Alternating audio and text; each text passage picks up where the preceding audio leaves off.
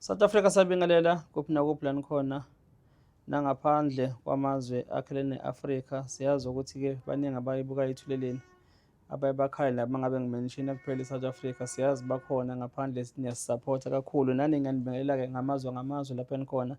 Ngibingelela uMduduzi Ngwamkhwanazi, sivela kwinhlangano Ithuleleni Organization.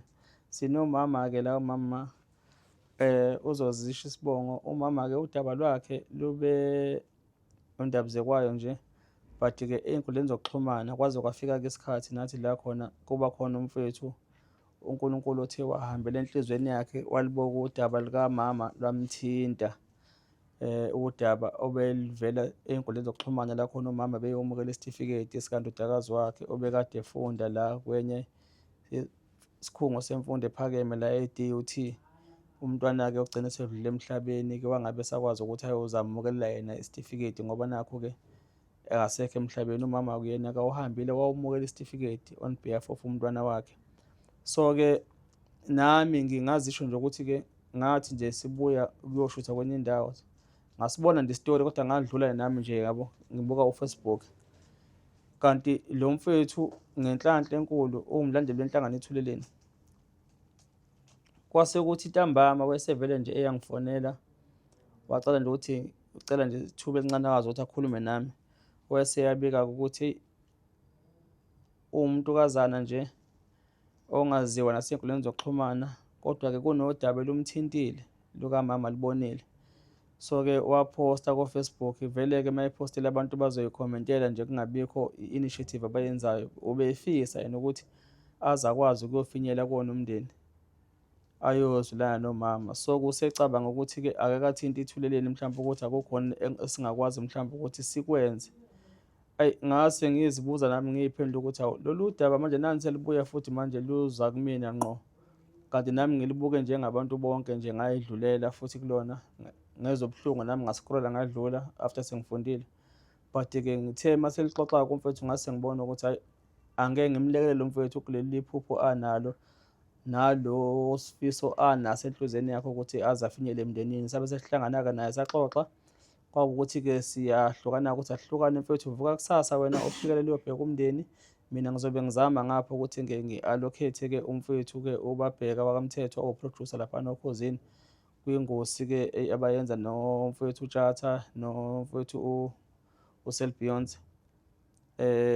Base naye uBabheka ethi nodaba olubonile oluthintile angathanda ukuthi-ke noma silenza nathi njengethuleni eceleni nabo mhlawumbe sikwazi ukuthi-ke balenze nabo. Ngempela-ke izolo-ke kukwazile-ke ukuthi-ke lwenziwe Okhozini-ke. Umama-ke sinaye la, ngithe angimbambe angabe esahamba, sengimkhipha ngisho etekisini ngoba ufika izolo sambhukhela indawo yokulala ngoba ubengakwazi ukujika abuyele eMtuba sekuntambama. So-ke sengicabanga ebusuku ukuthi hayi, yazi umama bekufuneka sishuthe udaba lwakhe ngoba abanye abantu abalibonanga, ngoba kune-account la ebicelwa izolo esiyikhiphile. Abanye baningi abayifunayo emasayidini but abangezokwazi mhlawumbe ukuyithola ukuthi hhayi, asimbambe umama sibe naye la asichaze isitori sakhe kwabangasibonanga basizwe, bese sikwazi ukuthi sizoshiya-ke i-bank account kulaba abangakwazi ukuthi bafuna ukulula isandla nabafuna ukulekelela mhlawumbe kuyena umama emndenini wakhe, nanoma ngabe yini abangalekela ngayo esimeni ababhekene naso. Kodwa-ke yilokho-ke singakho njengamanje la ukuthi mama simbambe, senze le video encane nje sikwazi ukuthi-ke siyilethe kunina South Africa kanye nabantu bonke emhlabeni, kube ibona-ke abangabona ukuthi bangalekelela ngalesimeni sikamama. Mama, siyakubingelela. Yebo, ngiyabonga kakhulu. Umama ubani? Ngumama Mhlatshwayo mina eMtuba. Kephi noMtuba ma? Ngumama Mhlatshwayo eMtuba endaweni yaseMachibini. Ma usuke ubheke ngakaNongoma kodwa-ke ekhaya kunganeno kwalapho.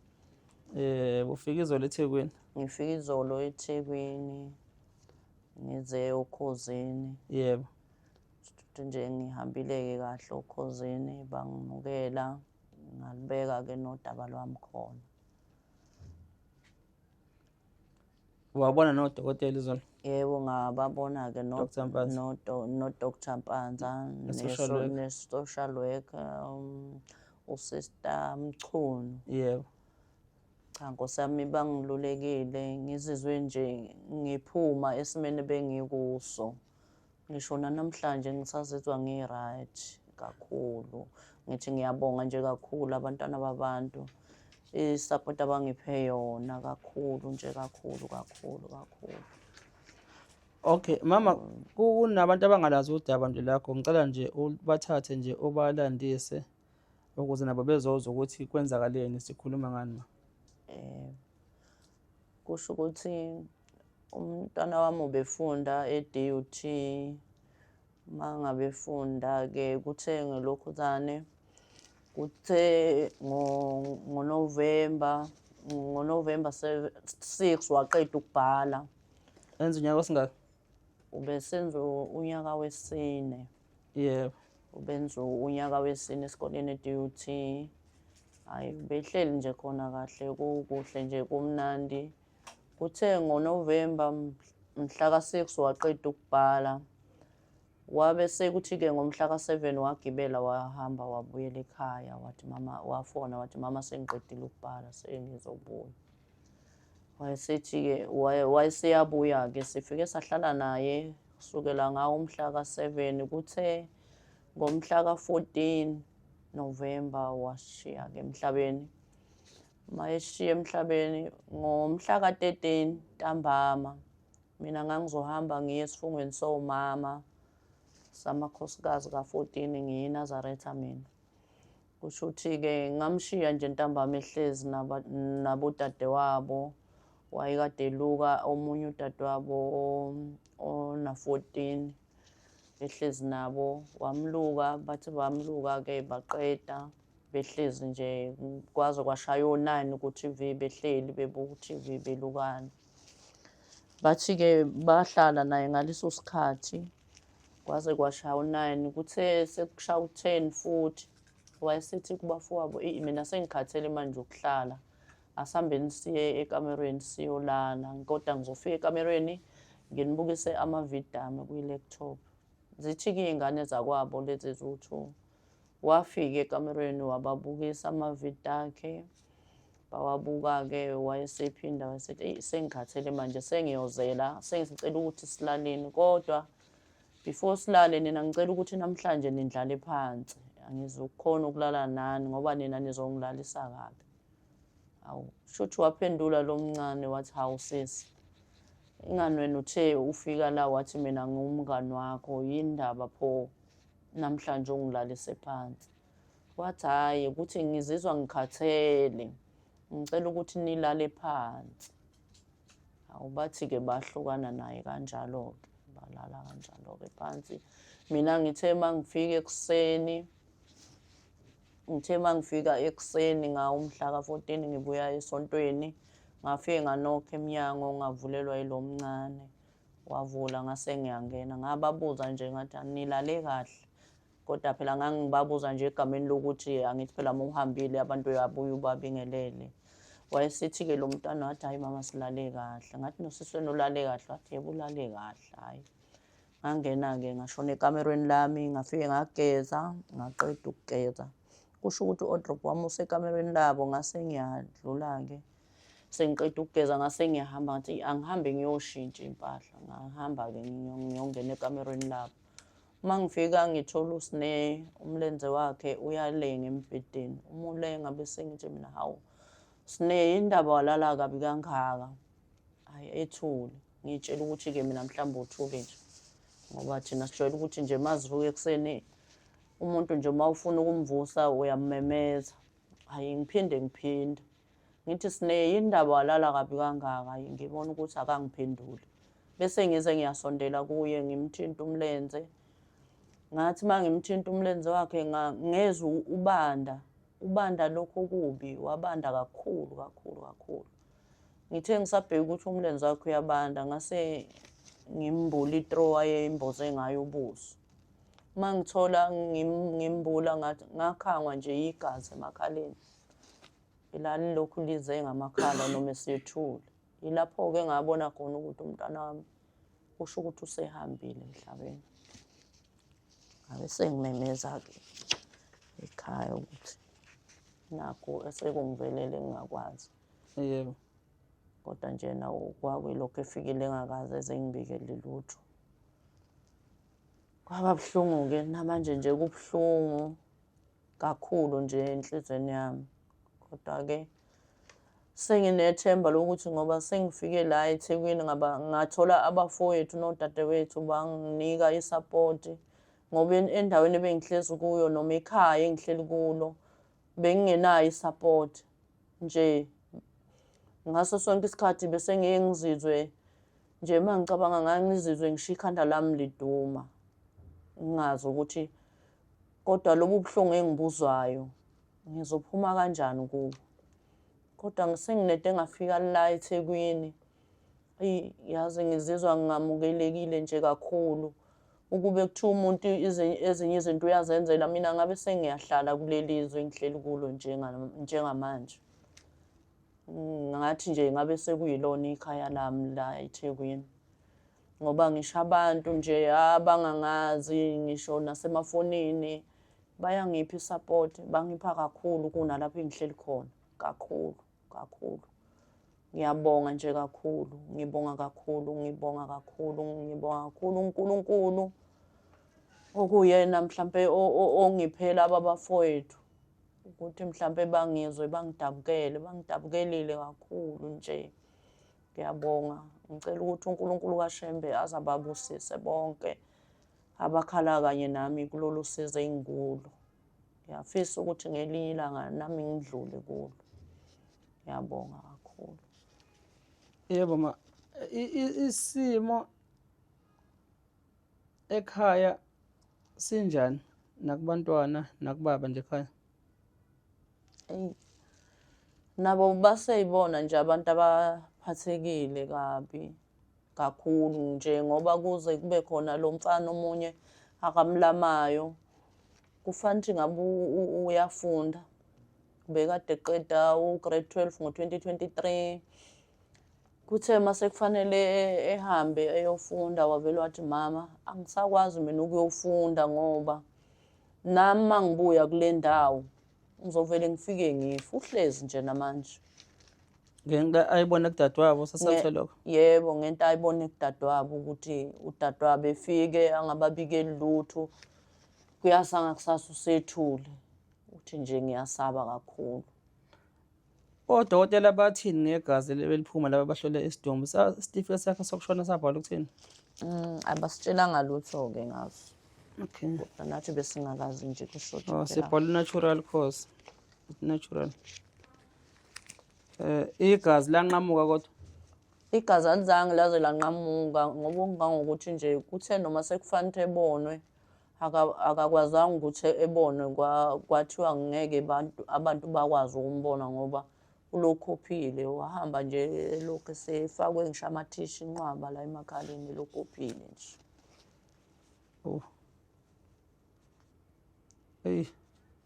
Noma ngingazazi izinto kodwa-ke kuyathusa lokho ukuthi umuntu noma esebanda-ke nama-ayisi iphume emoshwari igazi lokhu liphumile. Lilokhu lizile nje.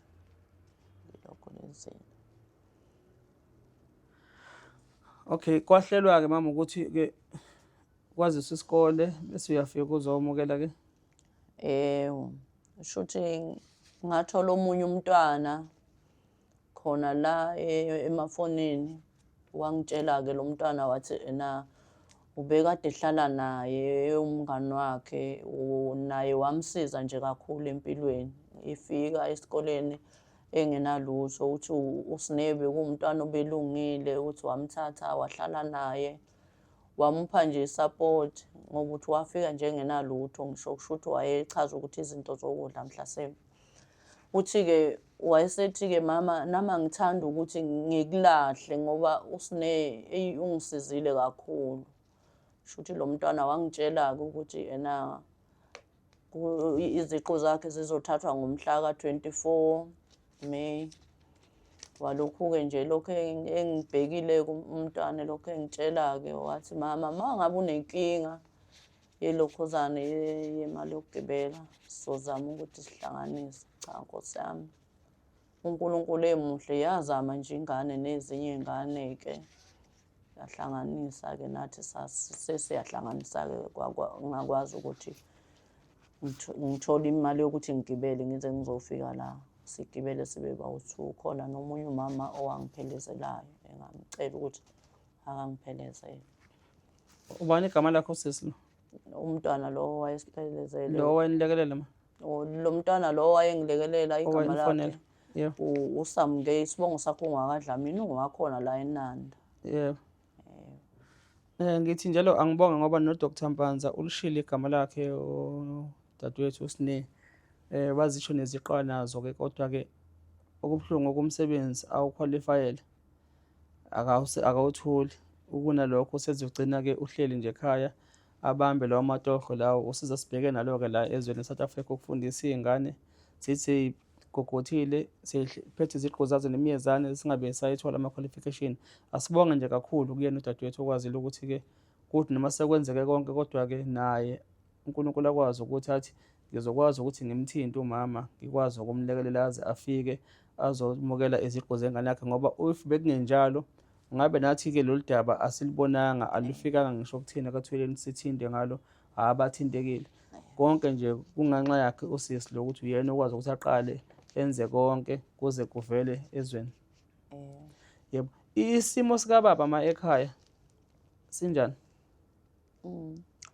Ubaba ubaba ubesenethemba lokuthi njengoba uSne efundile waqeda, useyomsiza ukuthi ephumule ukusebenza ngoba uwumuntu owalimala, ukhubazekile ngomlenze.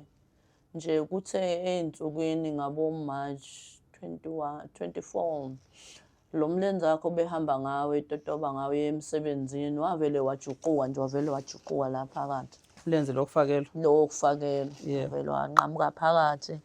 Kwaphoqa ukuthi-ke akahlale manje angasaya emsebenzini.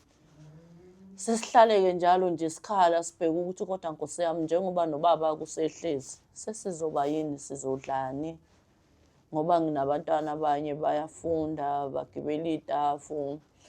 Ngase ngihlale nje ngikhala ngaso sonke isikhathi ngingazi ukuthi kuzokwenzakalani. Kusho ukuthi ngelinye ilanga uma ngithi ngiyasheka phansi kombhede kukhona omunye umlenze nawo omdala nje obungasekho right, wasuvele nawo umgqilaza. Kodwa-ke sazama ukuthi athathe wona awusebenzise, uma ihamba ngawo uphatha nenduku. Nje kubuhlungu ngoba emsebenzini ukube mhlampe abelungu abantu abahleze bekhona, mhlambe futhi ngaba akasebenzi, kodwa ngenhlanhla kaNkulunkulu abelungu akubona abantu abahlale bekhona.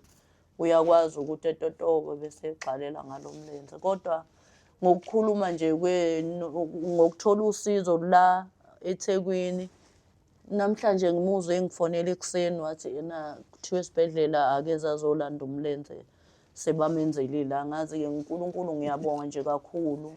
Kusho ukuthi nabo bagcine sebethinteka ngoba angazi noma bebehlala ngamabomu noma bekwenzakalani.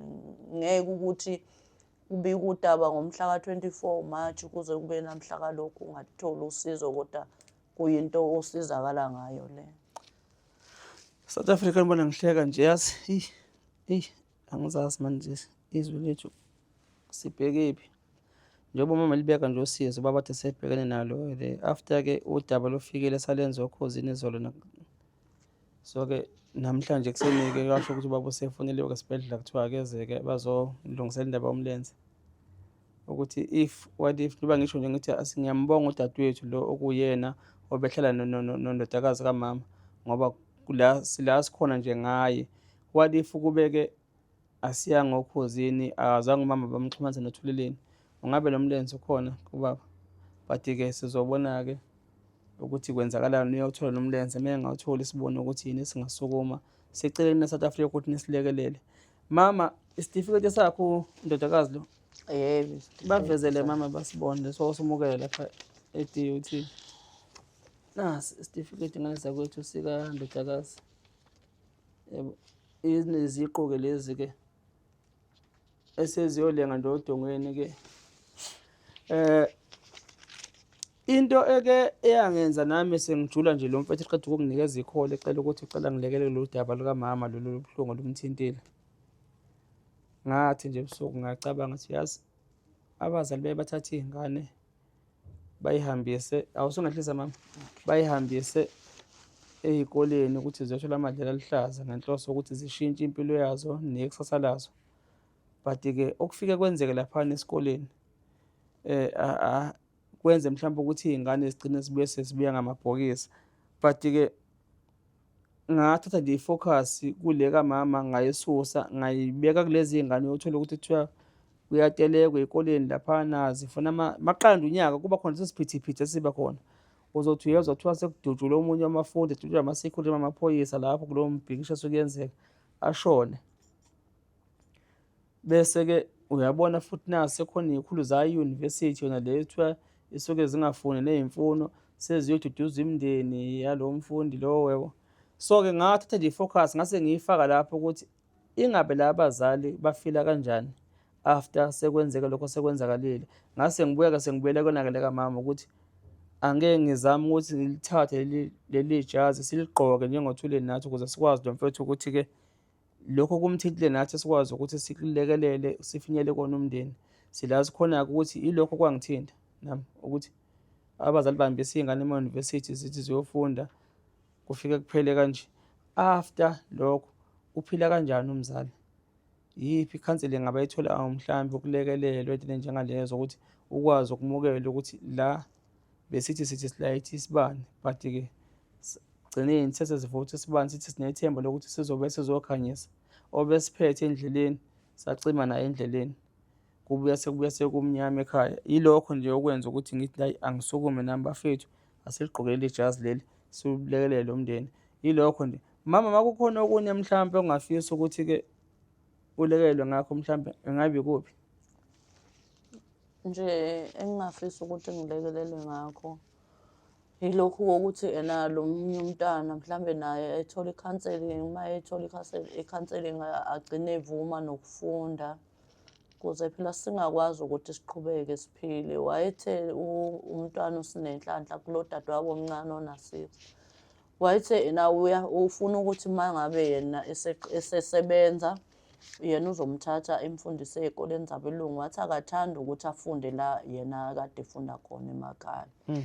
Izinto zonke nje lezi ezibuhlungu empilweni yami. Ethi mama, kwale ndlu nje le nihlezi kuyo ngizonishintshela yona ibe right. Shuthi ubaba wasikhandela indlu enkulu wahluleka ukuyiqeda. Wayesesithembisile kuSineku ukuthi yena uzosebenza asishintshele yona. Akwenzekanga-ke kodwa lokho. Okay, manje niphila ngalo mholo kababa lo? Yebo, siphila kanjalo nje. Okay. No, ngiyabonga nje kakhulu ngoba asigcinanga la kuwena, siye sakwazi nathi ukuthi-ke esisebenzisana nabo nathi-ke abasilekelelayo njengenhlangano Ithuleni bangenelele futhi bangenela ngempela balifake igxalaba kwabonakala njengoba na usho nawe ukuthi akusafani isimo obuzizwa ngaso namanje. Ngibonge kakhulu nje laphana kudokotela uDisemba Panza kanye nomama u-social worker, ubani isibongo? Umchunu. Yebo, kumama u-social worker uMchunu abasebenzisana kakhulu nawo udokotela uMpanza, okuyibona abalekelelile kakhulu kumama and abagcini futhi lapho bazolibeka usuku bahambe baye nasekhaya ukuyozama ukuyolekelela-ke umndeni usuwonke ngokwe-counselling. Sibonge nakubaba uNjilo-ke naye uthe naye uzokwazi ukuthi-ke aye ngasekhaya ayobheka ukuthi ikuphi lapho angasiza khona. Siphinde-ke sizwakalise ukubonga-ke noma singakakuboni kodwa ngoba sesizwile ukuthi isibhedlela-ke sithi iklinikhi ayisondele ubaba bakwazi ukumlungisela umlenze. Asithembe ukuthi nakhona-ke kuzoba njengoba kuzoba njalo, kungabi ukuthi nje bebethuka ngoba nakubezwa udaba ukuthi sesilenza la phezulu nasokhozini. Asithembe ukuthi kuzoba njalo. And umama-ke khona i-akhawunti yakhe la bade befisa ukumnikelela izolo bevele ba-voucher. Nawe-ke mhlawumbe uma unesifiso-ke sizoyishiya i-akhawunti yakho umama la yaka-Capitec, inamba yakhe ne-link number kulabo abangakwazi ukuthi balekelele baphose isandla. Kungekhona kuphela imali, ayimali ngeke lihambe ibanga lokuthi isule inyembezi kulo mndeni njengoba besho nje ukuthi kusanengane encane abafisa ukuthi nayo ibuyele esikoleni, lo osesaba nokuthi aye esikoleni njengamanje, esithembayo ukuthi odokotela bazozama ukuthi bengqondo bamluleke alibone ikusasa lemfundo ukuthi ibalulekile. Kuningi nje whatever engakwazi ukulekelela ngakho. Siphinde sicele-ke futhi nawo kumphakathi phela nomakhelwane ukuthi-ke siyazi indawo zasemakhaya. Lokhu nje umama akuvezayo ukuthi ubese umuntu ongazothi manje uyinto engenamaphiko, kuzwakala kubuhlungu but aze azothola i-support ngapha ukuthi kungayena kuphela umama, ukuthi umphakathi nasey'ndaweni nje uma kuvela izimo ezikanje abantu sikwazi ukuthi sisaphothane. But-ke ngokuhamba komntwana ngeke sithini, siyekela nje kuNkulunkulu sothi nje uNkulunkulu uphile, uNkulunkulu uthathile, but-ke kubuhlungu khona, kubuhlungu. Ukufa akujwayeleki ngane zakwethu, ukufa nje akujwayeleki, ngisho ngathiwa kuvela ngayiphi indlela, especially-ke lokhu nje komuntu ovela akuse nje esethule, ephuma igazi ngamakhala, leli liphuma ngisho umuntu esesebhokisini igazi liyathusa, bekuyilokho nje. Ma sesivala nje, ngabe likhona lokugcina ufuna ukulibeka? Hhayi, elokugcina nje engifisa ukulibeka ngifisa ukubeka ukuthi cha Nkosi yami ngibonge kakhulu, ngibonga kakhulu. Ngibonga kakhulu futhi ngifisa sengathi lokhu enikwenze kimi niphinde nikwenze nakabanye abazobe besesimeni esifana nalesi engibhekene naso mina. Ngiyabonga kakhulu. Yebo ma.